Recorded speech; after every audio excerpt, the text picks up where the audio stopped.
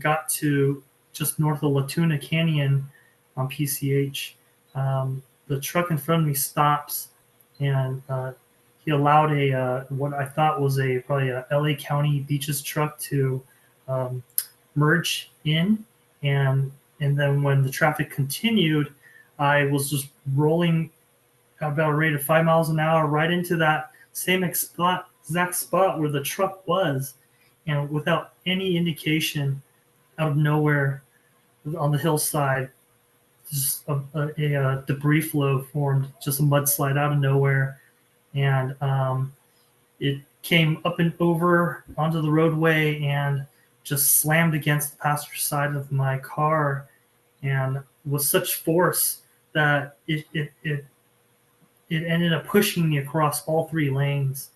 I remember just feeling very, very upset in the moment, and just the thought of leaving behind my kids, not being a father anymore to them, and leaving my wife behind with the whole burden of everything. I said out loud in the car, it was odd, but I said out loud in the car, I'm not going to die in this car today.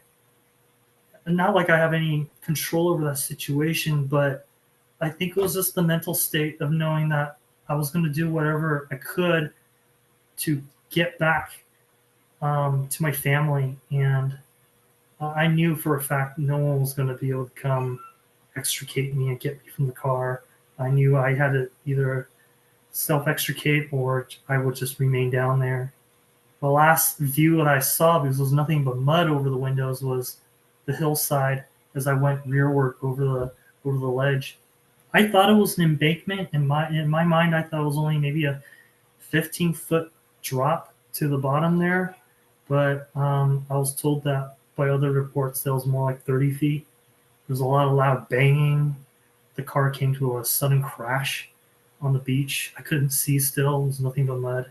The side curtain airbags activated, deployed, and I could feel like a rearward motion, and the vehicle started to list on the driver's side, and I just kind of leaned up on it, and I was mentally preparing to take one last breath in case the windows burst or it rolled and the passenger cabin got flooded. Thank God it didn't. I'm actually very fortunate how it worked out.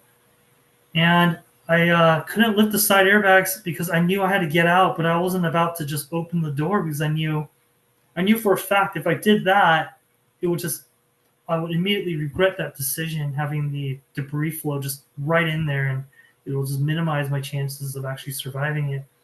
So it was actually really difficult to maintain the patience of waiting it out in the vehicle. So I grabbed my knife after I started feeling I was being pushed rearward away from the embankment over there. I immediately slashed the driver's side and the passenger side curtain because it was rock hard. I couldn't move them out of the way. As they're deflating, I was able to raise them up and peer outside a little bit, and I could see kind of my orientation. I was facing towards PCH, perpendicular to it.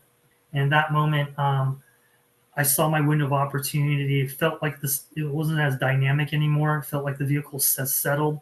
So I tried to open the door, it wouldn't open, so I had to force it open. I had to get first care for a minor abrasion. As soon as I stepped out of the vehicle, I sank past my knees in the mud, and I didn't realize it would be that deep. And I made a diagonal straight out of the debris flow straight to the base of that ledge there. Once I made it there, I reached down for my radio because I knew I had to put out a mayday call. I didn't have my radio anymore. So I looked back and I'm like, yeah, I'm not going back there. I just climbed up the ledge. It was a stepped climb. Just climbed to midway point, climbed up again. I had to hop over 2 fences, and I immediately took my cell phone out and I called our dispatch and advised them what had just happened, and let them know that I self-extricated. No one else is down there. And fortunately, there was CHP officer who was up there. I was able to get into her vehicle and make that call. Early on this career, a lot of us, myself, speaking for myself, you get on this career, it's the job you've always wished for, and you understood to a certain degree the level of risk that it comes with.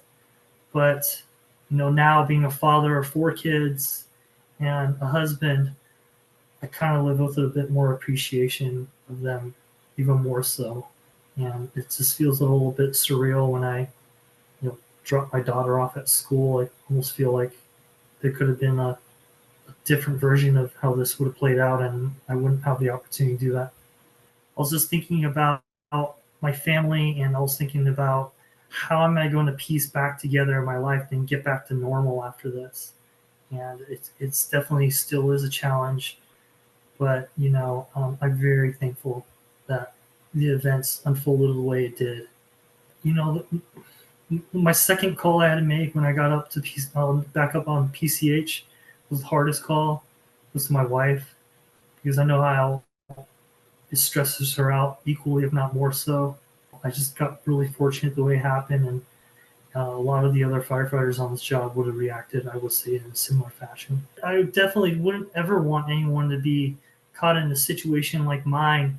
And so, if there ever was an evacuation order, I definitely would like all the residents to heed that advice and realize that um, that that something that you could definitely be put in a life-threatening situation. So please pay attention to the evacuation orders if they're ever put out there, and definitely take that advice.